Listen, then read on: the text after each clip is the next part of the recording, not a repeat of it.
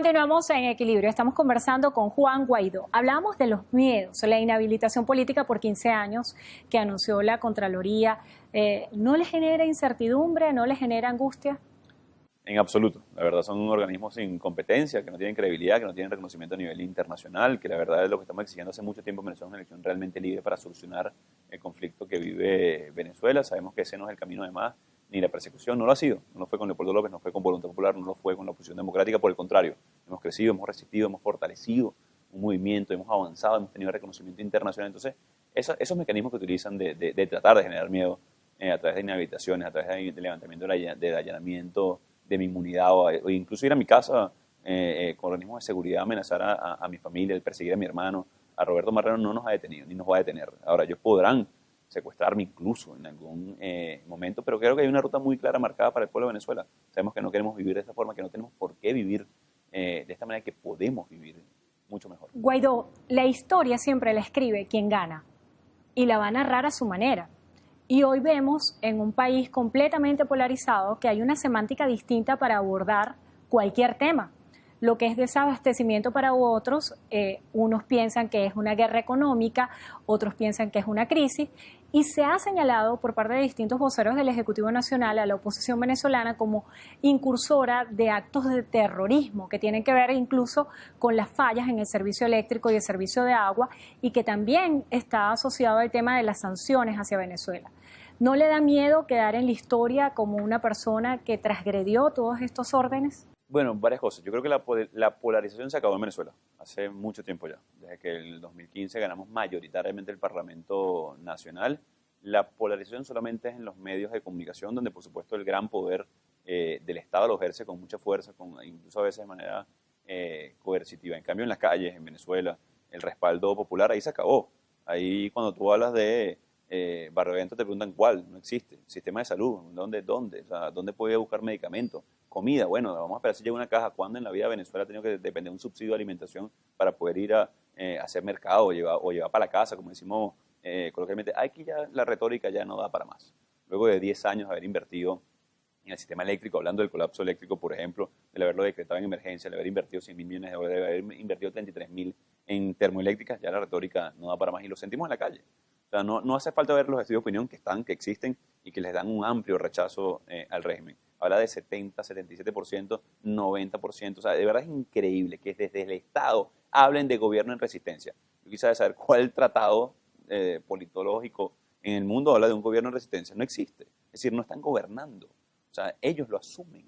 Una cosa dramática para el pueblo de Venezuela. Entonces yo estoy seguro que la historia la vamos a escribir ya no los que hagan, sino los justos. Los que puedan reconocer sus errores, los que puedan avanzar en recuperar la democracia, la libertad y entregarle un país digno a nuestra gente. Para algunos, Juan Guaidó es un experimento, es un personaje construido políticamente para un fin y que detrás de él hay mucho de injerencia de Estados Unidos. ¿Qué responde usted a ellos? Sí, es bastante cómico. Luego de que, bueno, tengo 9 años siendo parlamentario, fundamos un partido político, fui presidente de la Comisión de Contraloría, denuncié, por cierto, a Maduro por corrupción y lo demostramos. Además, cómo le entregaron dinero de Odebrecht, entre otras cosas. Fui jefe de la fracción parlamentaria de la Unidad. Sí, bueno, en teoría sí, nos hemos construido. Nos hemos construido como un venezolano de orígenes humildes, que he estudiado, que he trabajado, que nos hemos esforzado, que hemos entregado nuestra vida al servicio público. Entiendo que de otros países, a lo mejor puede haber un poquito de desconocimiento del proceso venezolano, de lo que ha sido la lucha, incluso del movimiento estudiantil. Desde el 2007 estamos... desde que gané el Centro de Estudiantes de Ingeniería en la Universidad Católica Andrés Bello.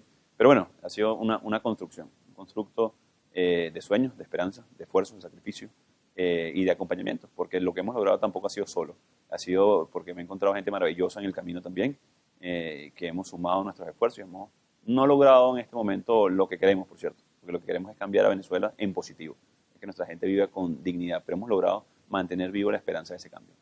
Muchos lo comparan con Barack Obama.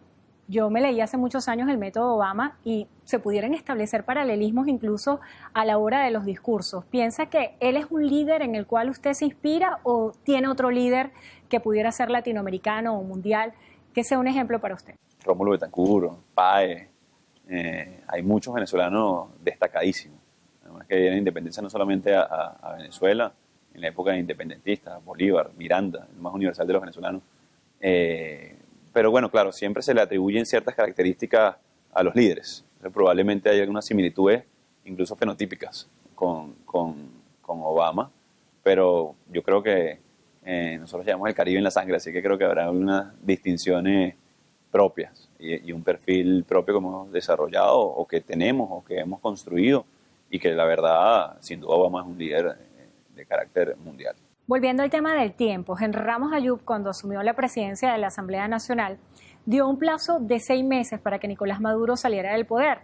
Tuvo también ese pico de popularidad tan importante y la gente luego lo rechazó al ver que no se había cubierto esa expectativa.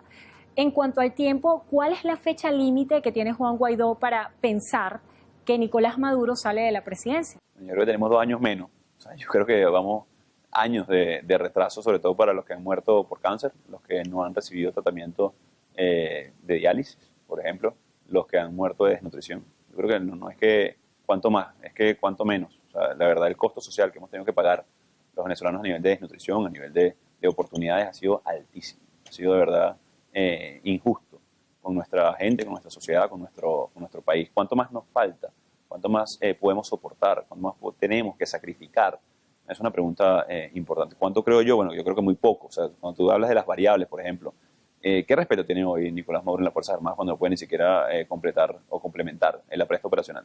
¿Cuánto más tiene de respeto internacional cuando ni siquiera puede sostener y reconoce además la emergencia humanitaria compleja que vive Venezuela? Es decir, que no puede garantizar el derecho a la vida del venezolano. Eso es lo que reconoció de manera indirecta. Así que bueno, nosotros estamos haciendo todo lo posible para que sea lo más pronto posible. No solamente para los que ya es tarde, para los millones que han migrado caminando, incluso buscando oportunidades, pero sobre todo por lo que viene. O sea, por lo que viene creo que es que tenemos que terminar de hacer el sacrificio, el esfuerzo y va a depender de los venezolanos. Volviendo al tema de las Fuerzas Armadas, el discurso siempre se centra en quebrantar a las Fuerzas Armadas y volverlas a favor de esta propuesta de cambio que usted encabeza. Hubo una serie de denuncias de militares desertores que se fueron a Colombia y luego se sintieron desamparados a la buena de nadie. ¿Qué pasó con esos militares que manifestaron abiertamente su respaldo a Juan Guaidó y que hoy no pueden volver a Venezuela? ¿Tienen la respuesta, el respaldo de Juan Guaidó? Sin duda. Una sorpresa, de verdad, la cantidad. Decían que era poco, pero más de 1000, casi un tercio de los que están acantonados en el estado Táchira, por ejemplo. Es decir, una gran sorpresa que no estamos apelando, por cierto, ni a una ley de garantía ni a una ley de amnistía. Estamos apelando a la conciencia de las Fuerzas Armadas. Estamos apelando al rol que van a tener de cara a la transición y de cara a la reconstrucción de Venezuela ejerciendo soberanía. Por ejemplo, sabemos todo lo que está pasando con el ELN en la frontera, que están extrayendo oro, que están también en la frontera con todo lo que es la ganadería, influyendo directamente. Entonces, lo primero es apelar a la conciencia de las Fuerzas Armadas y el rol histórico que tienen en este momento para rescatar la democracia de Venezuela. No estamos, por cierto, que quebranten la Constitución, todo lo contrario. Aquí no hubo una elección, como lo reconocen casi 60 países del mundo o más, por lo cual se venció el periodo constitucional. Y estamos pidiendo precisamente que nos exijamos todos juntos, construyamos la transición para reinstitucionalizar y producir una elección realmente libre. Todos esos militares que hoy gozan de, por cierto, un acuerdo de entendimiento con Colombia para regularizar su estatus migratorio, para formarlos de manera civil, mientras esperan el regreso a la patria, que les vamos a garantizar además su rango, su cargo, su puesto, su elemento ahí, van a gozar del respaldo del gobierno de transición. Hacía referencia a la ley de amnistía. ¿Cómo se imagina la reconstrucción de Venezuela partiendo de un escenario en el cual la apuesta que ustedes están haciendo desde la oposición venezolana se materialice? ¿Cómo visualiza al chavismo siendo oposición? ¿Piensa que garantizaría la gobernabilidad del presidente que venga? Mira, yo desde el 5 de enero estoy diciéndolo cuando juramenté como presidente del Parlamento.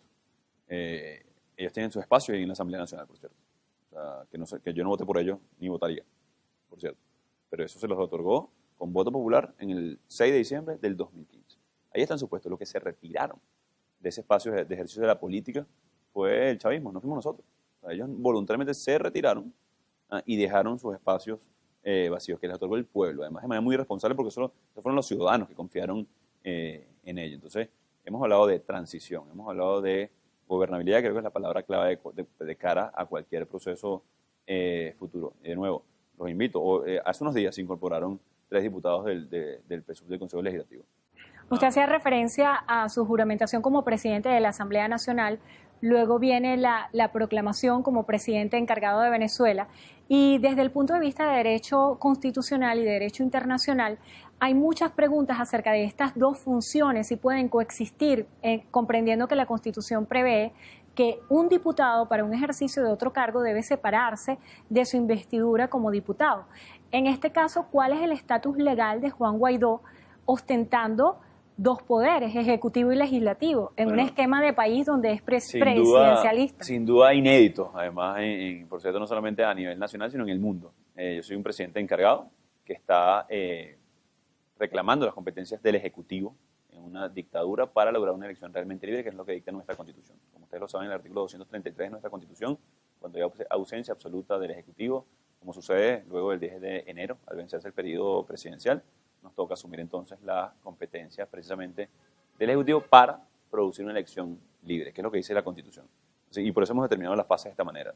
Que cese la usurpación, que generemos un gobierno de transición para poder reinstitucionalizar, por ejemplo, el Consejo Nacional Electoral y producir la elección realmente libre. Acerca de esas elecciones vamos a hablar más adelante. Vamos a hacer una breve pausa, continuamos en Equilibrio.